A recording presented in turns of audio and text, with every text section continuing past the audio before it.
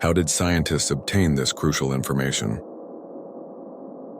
And it all started from observations of changes in the brightness of stars. Kepler detects exoplanets by monitoring the faint dimming caused by the way planets pass through stellar detection. That's called the rhombus method. To determine the orbital period of Kepler 452, astronomers analyzed the periodic dimming observed in the light of stars. Every time a planet completes an orbit around its star, he will pass in front of the stars, resulting in a large amount of detectable decline. By carefully studying the timing and frequency of these spiritualities over a long period of time, scientists can calculate the orbital period of the planet. That's Kepler 452 in less time than it takes to complete one orbit around the star. You can see an artistic animation of what Kepler 452b might look like. As you can see, he is depicted as a beautiful star. Here's why. Although the quality and composition of Kepler 4, 5, and 2 coins have not been determined, but previous studies have shown that there is a good chance that a planet the size of Kepler 452b was developed. So here's the big problem. How close are we to finding Earth's twin? Find a planet that is truly like Earth. Bigfoot is similar in composition and probable habitability. Astronomically, that's a huge undertaking. Although we have discovered many journeys to the west, but finding a planet that matches Earth is still very difficult. First of all, our telescopes and detection methods are best at finding large planets, or planets near stars. Earth-sized planets located within urban areas are relatively small. The signal is also weak, makes them hard to detect. Secondly, we both hope that technological progress, new telescopes like the James Webb Space Telescope, and improvements to ground-level observatories, this should help us find a smaller, more Earth-like planets and detect their atmospheric composition. In addition, determining whether a planet is habitable means studying its atmospheric composition, internal structure and surface environment. Techniques such as spectral analysis and direct imaging are crucial for distant exoplanets. But it's hard to use. Despite these challenges, continuous research and new technologies offer hope. We may soon discover Earth 2.0. Each new discovery deepens our understanding of planets and take us to the goal of finding life beyond our solar system. It is worth mentioning that after Kepler 452b was discovered in July 2015, the Search for Extraterrestrial Intelligence program immediately pointed its antenna at this Earth-like exoplanet. Scientists involved in the search for extraterrestrial civilization, using radio telescopes and advanced equipment to scan for signals from distant stars and planets, and Kepler 452b is one of the key targets. The goal is to detect signals that could be just technological or even biological activity, so as to reveal whether there is extraterrestrial intelligent life on the planet beyond the Sun flag. However, as of now, no signal from this planet has been detected yet. Kepler 452's arm is slightly larger than Earth's and probably has a rocky composition similar to ours. Scientists speculate that if Kepler 452b has an atmosphere, then it will play a crucial role in regulating the surface environment and climate stability. Probing the atmosphere of Kepler 452b requires advanced observation techniques. Scientists speculate about the composition of a planet by studying how stellar light passes through its atmosphere sporadically. Spectral analysis is used to identify oxygen, carbon dioxide. Gases like methane and water vapor play a key role. And those gases are key indicators of latency. James Scarf Space has the potential to solve these problems and achieve more. So far, this powerful telescope has successfully detected a variety of molecules on other exoplanets. For example, he detected methane on the exoplanet K28b, carbon dioxide and possible dimethyl fibroids. On Earth, dimethyl fibroids are associated with biological activity. The results are particularly striking in the search for life outside our solar system. Looking to the future, as space telescope exploration missions and theoretical concepts continue to advance, prospects for exploring rural Kepler and other Earth types remain bright. Projects such as the Digging Infrared Space Telescope with large aperture ultraviolet light and 11 habitat explorers. It aims to further expand our observational capabilities. Large aperture ultraviolet optics. The Infrared Space Telescope plans to use larger telescopes to study exoplanets in greater detail.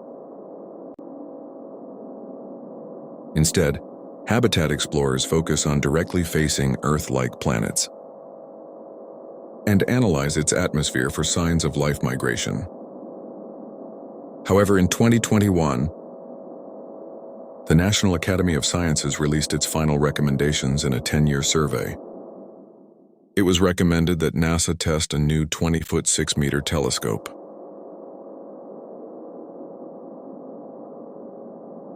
It combines design elements from the Large Aperture Ultraviolet Cave Red and White Space Telescope and the Habitat Suitable Explorer.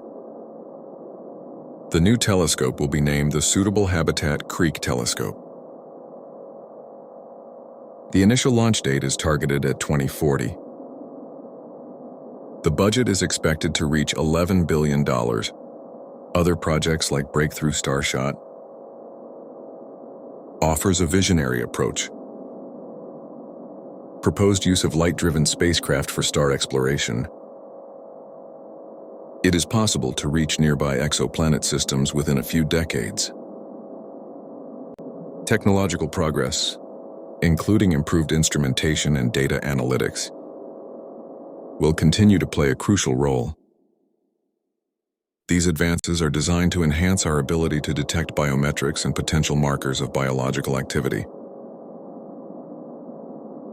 further advancing our understanding of the universe, and accelerate the search for life beyond Earth. The future is full of unknown possibilities. What will you find if you go back to the second disk? This is an ancient era, so full of life. It's accompanied by death. Two dishes is the stage for the greatest extinction event in Earth's history, even more dramatic than the one that wiped out the dinosaurs. Almost all lives are ended. The second season lasted for almost 50 million years, from 299 million years ago to 252 million years ago. This period can be divided into 3 stages: early, middle, and late. We will walk you through these 3 stages step by step. So obviously we start with the early Permian. In the early Permian, some of the earliest 4-legged creatures began to appear. They're extinct today, but they are the ancestors of dinosaurs and later mammals. These giant predators are definitely not the kind of people you want to approach. On land, the top predator is Higongang. This species dominated the land before the dinosaurs. They are often referred to as mammal-like reptiles. Looks a bit like a combination of a dog and a lizard. They have extremely thick skin. It retains a lot of water. This allows them to thrive in an increasingly dry environment. One of the most famous is the 51-foot dragon in Kawangokdong. You would never want to meet him. He's over 3.5 meters long. It's a predatory beast. It has a huge sail on its back. Because it is a cold-blooded animal, he needs some way to regulate his temperature. And maybe it's that flip-like structure that serves that function. Helps Allosaurus heat up or cool down at different temperatures. These gatherings are also equipped with a terrifying mouthful of teeth of different sizes. There's another animal you need to watch out for, the gore. These carnivores with giant canine teeth splash to death today's Siberian tigers. Some scientists describe them as the tyrannosaurs of their era. They're terrible predators. Can destroy any creature that gets in their way. Their favorite food is didentate. The name means 2 full teeth. But fortunately, if you meet them, don't be afraid, because they might be your lunch. These males are herbivores. Different sizes. Some are as small as pet dogs. Some are as big as cows.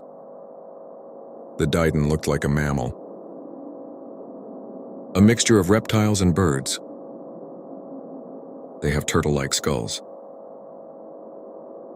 Bird-like ash. There are even tusks for digging for food. Clean up cold-blooded animals in the double pool of pyramids. But in the subsequent triple stack, certain species have evolved more mammal-like characteristics. Help them stay warm. Surprisingly, these creatures survived. Survived the impending disaster. You know, if they go extinct, humans probably wouldn't have evolved. We'll come back to the rest of the Permian in a moment. But now let's look at where they live. During this period, if you look down on the Earth from space, you will find that all the land masses will merge into one supercontinent. This continent was called Pangaea. It's 2 huge continents, just formed from the collision of that continent and Lauria. The journey of this supercontinent has a huge impact on the climate. But before discussing the impact of climate change, let's take a look at where the continent of today is within this supercontinent. Pangaea looks like a giant crescent moon. The top of the crescent moon later split to form Europe and Asia. The main part of the new moon contains present-day North America, South America, and Africa. The base of the crescent moon would later separate to form India, Antarctica, and Australia. The new moon surrounds a sea known as a special breeding. And the rest of the planet is one giant body of water, the ocean. So far, everything is okay, although you don't have 7 continents to choose from. But you can set up camp anywhere on Pangaea. Maybe you would like to find a place by the sea. However, the important question is, will you freeze to death or burn? It depends on when and where you arrive. Early in 2nd grade, the Earth was actually in an ice age. If you stand in the southern part of Pangaea, and what you find is that there's lots of glaciers. Tons of ice, to be exact.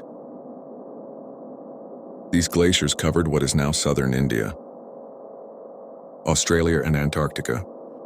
Due to this vast continent, the weather will be very different from what you are familiar with today.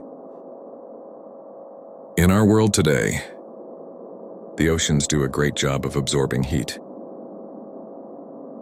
They slowly heat up and cool down, and that affects the temperature on land. But on this supercontinent, inside away from water, so the temperature changes in this area are more extreme. By the middle of the Permian, you will enjoy a warm and humid climate. The glacier has retreated. The interior of Pangaea became dry. According to the Pangaea monsoon theory, there can be extreme seasonal fluctuations throughout the year, and poetry alternates with dry seasons. As the temperature rises further, the late second season can get very dry, with some alternating warm and cool periods. So is there enough oxygen in the atmosphere for you to survive? In the early Permian stage, the oxygen concentration is actually quite high, reached 30%. This is because in the previous heuristic period, forests are all over the Earth. It creates a negative oxygen environment. You might enjoy this extra supply of oxygen. I feel more alive. If you live in the mountains, due to the thin air being offset by higher oxygen concentrations, you will feel more comfortable. However, despite the good oxygen, but breathing this concentration of oxygen for long periods of time is not good for you. As time goes by, you may experience oxygen toxicity, causing breathing difficulties. In severe cases, they can even die from seizures. But high oxygen levels did not persist throughout the Permian. At the end, oxygen concentration drops dramatically.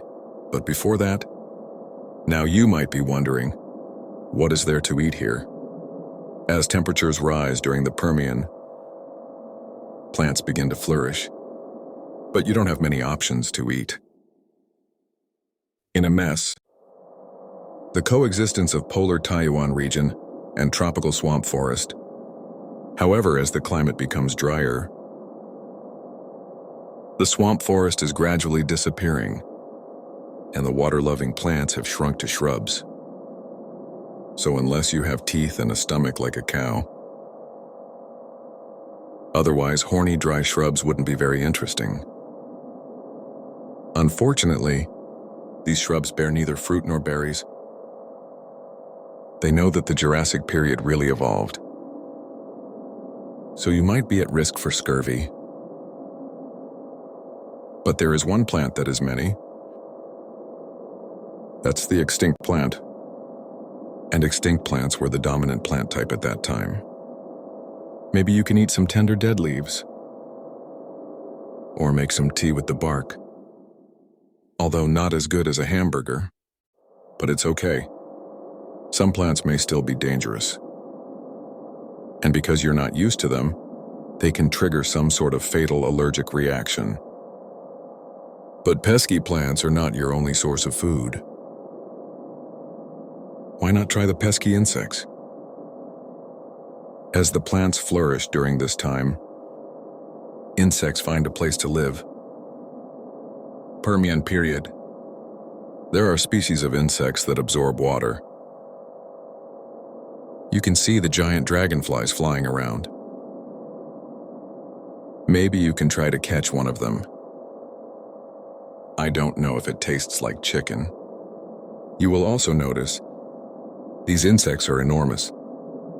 In the early Permians, large insects from charcoal still exist. To the middle Permidae, these giant insects have disappeared, and what was left were some small golden insects that still exist today. However, roasting a two-toothed beast on a grass stone path is not bad, although it is not as good as the fragrant garbage leg castle, but it might also fill my stomach. In Permids, there is also a creature called Varanops. They are small, stocky animals. It mainly feeds on insects. Ternary period. Another important group of organisms is the westbound class. They are basically reptiles. At the Permian level, they dominate. And the new kind of gang maintains a small green and a new general mentality. However, they will have a glorious return in their later evolution. Can you catch some fish? Maybe try some fish dishes? The artesian oceans are teeming with bony fish. These fish have two characteristics: the wonder and thick scales of good deeds. There is also a creature in the sea called peerless. They're measurable spiral coils, although not as good as the ultimate infinite blindness. But maybe a seafood meal is your best option. But if you go swimming in the sea, you have to be careful. You have to stay away from the dreaded Garcia Plains. This meltwater-like creature has lethal tusks and a 2-meter-long skull. This creature is much bigger than you, 2.5 meters long, can open to inhale prey. But the good news is that it's slow. If you are a good swimmer, maybe escape. However, not all life flourished during this period. Arrived at Wat Pyramidae, you will find that the situation has changed. Life on Earth is going through a mass extinction. It was the largest mass extinction event on Earth.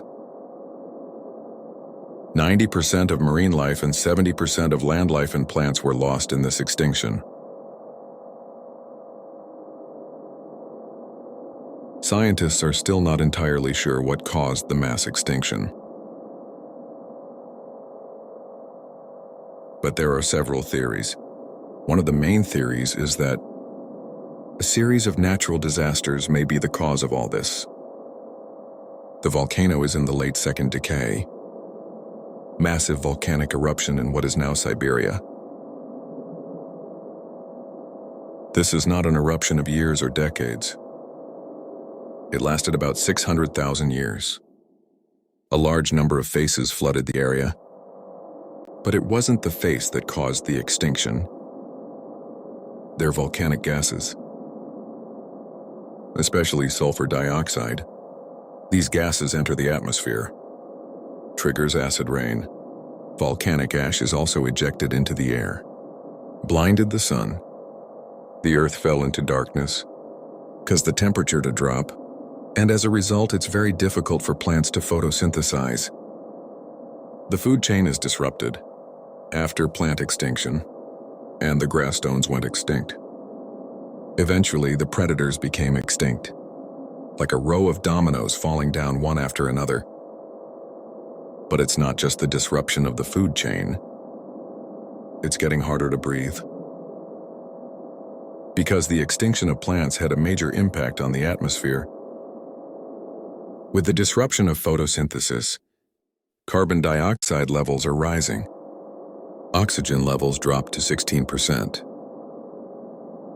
Animals that evolved under negative oxygen cannot adapt to this sudden drop in oxygen. Subsequent extinction. If you lived at that time, it feels like I climbed to the highest level in the world today. On the top of the mountain, breathing becomes unusually difficult. While all this was happening, animals living at high altitudes suddenly find that there is not enough oxygen in the air to meet their needs. So they might migrate to lower altitudes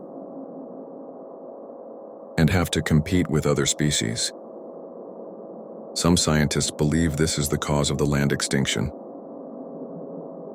Oxygen levels are so low, so much so that Duman had to stay where the air was densest.